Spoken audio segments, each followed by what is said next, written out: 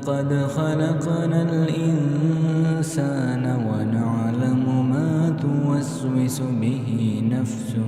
ونحن أقرب إليه من حبل الوريد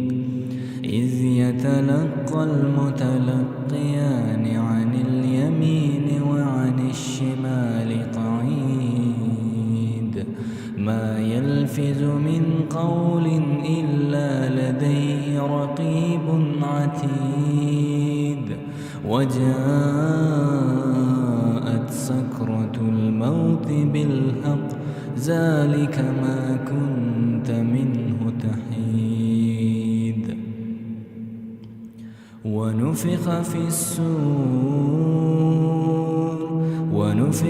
السور ذلك يوم الوعيد